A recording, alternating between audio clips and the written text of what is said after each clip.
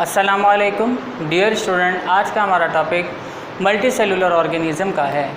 कल के टॉपिक में हमने यूनिसेलुलर ऑर्गेनिज़म को स्टडी किया। यूनिसेलुलर ऑर्गेनिज़म में हमने अमेबा को एग्जाम्पल के तौर पर लिया, उसको पढ़ा और समझा। मल्टी सेलुलर ऑर्गेनिज़म की हम यहाँ पर सबसे पहले डेफिनेशन पढ़ते हैं। The living organisms consist of many cells are called multicellular organisms. ऐसे जानदार जो एक या एक से ज़्यादा खुलियों से बने हुए हों, एक या एक से ज़्यादा खुलियों पर मुश्तमिल हों, ऐसे जानदारों को मल्टी सेलुलर ऑर्गेनिज़म कहते हैं। उर्दू में इनको कसीर खुलवी जानदार कहा जाता है। नाइन्थ क्लास की बुक में मल्टी सेलुलर ऑर्गेनिज़म को समझने के लिए एक प्लांट की एग्जाम्पल को समझाया जा रहा है और एक एनिमल की एग्जाम्पल को लिया जाएगा, उसको समझाया जाएगा। जैसे हमने यूनिसेलुलर ऑर्गेनिज़म में अमेबा को एग्जाम्पल के तौर पे लिया था और उसको समझा था, यहाँ पर हम प्लांट की एग्जाम्पल ब्रासिका को पढ़ेंगे और एनिमल की एग्जाम्पल फ्रॉग को पढ़ेंगे।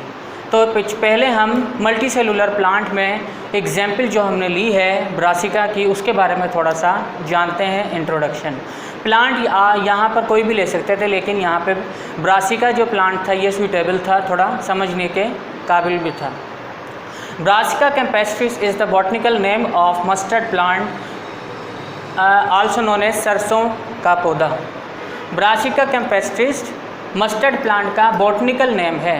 बॉटनिकल नेम मीन्स ये मस्टर्ड पौधे का साइंटिफिक नाम है, पौधे का, मस्टर्ड प्लांट का। मस्टर्ड प्लांट को उर्दू में सरसों का पौधा कहते हैं। सरसों का पौधा जो आमतौर पर सर्दियों के सीज़न में उगता है, जिसके पीले रंग के फूल होते हैं और सरसों का तेल निकाला जाता है बीजों से, उसको कुकिंग में इस्तेमाल किया जाता है। और सरसों के जो पौधे के पत्ते होते हैं उसको साग के तौर पर इस्तेमाल किया जाता है। लिखा भी हुआ है, its mustard oil is use for cooking and its leaves are used for as vegetable saag. आते हैं ब्रासिका के स्ट्रक्चर की तरफ। स्ट्रक्चर में प्लांट कोई भी हो, आप ब्रासिका का स्ट्रक्चर समझ रहे हैं तो आप लोग समझ लीजिएगा कि बाकी के पौधों में भी ये स्ट्रक्चर सेम ही होते हैं, बेसिक। जैसे कि लिखा है, this plant consist of root, stem, leaf, flowers, fruits and seeds. Brassica के पौधे में जड़ें होती हैं, तना होता है, पत्ते होते हैं, फूल होते हैं, फल होता है और बीज उगते हैं। These parts can be divided into two functional categories।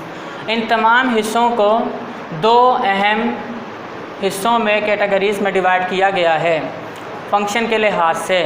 यानी इन तमाम पार्ट्स को दो हिस्सों में डिवाइड किया गया है अफ़ाल, काम के हिसाब से, फंक्शन के हिसाब से। एक पहली कैटेगरी है वेजिटेटिव पार्ट, पौधों के वेजिटेटिव पार्ट, और दूसरी कैटेगरी है रिप्रोडक्टिव पार्ट, पौधों के रिप्रोडक्टिव पार्ट। वेजिटेटिव पार्ट कौन से होते हैं, रिप्रोडक्टिव कौन से होते हैं, चलें समझते हैं। वेजिटेटिव पार्ट पौधों के वो हिस्से होते हैं जो पौधों में रिप्रोडक्शन नहीं करते, यानी तौलीदगी का अमल नहीं करते। वेजिटेटिव पार्ट पौधों में सेक्सुअल रिप्रोडक्शन में कोई भी अमल दरामद नहीं करते।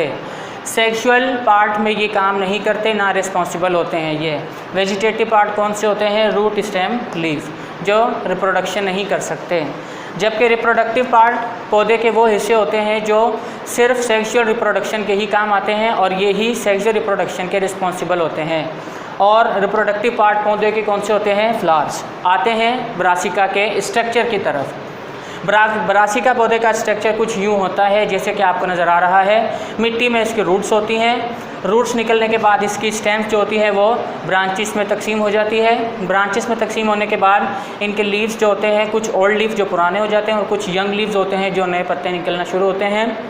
इनकी शाखों के आखिर में फ्लावर्स के बड्स बनना शुरू होते हैं। इनके पौधों की कोंपलें होती हैं जिनसे फूल उगते हैं। फूलों से रिप्रोडक्शन होती है। रिप्रोडक्शन के बाद इनका फ्रूट तैयार होता है। फ्रूट्स में इनके सीड्स होते हैं। सीड्स जो होते हैं वो सरसों के बीज कहलाते हैं। तो ये था ब्रासिका पौधे का स्ट्रक्चर, वेजिटेटिव पार्ट और रिप्रोडक्टिव पार्ट किसी भी पौधे के। आप लोग अपनी अपनी बुक से वेजिटेटिव पार्ट को, रिप्रोडक्टिव पार्ट को समझिएगा। Thank you.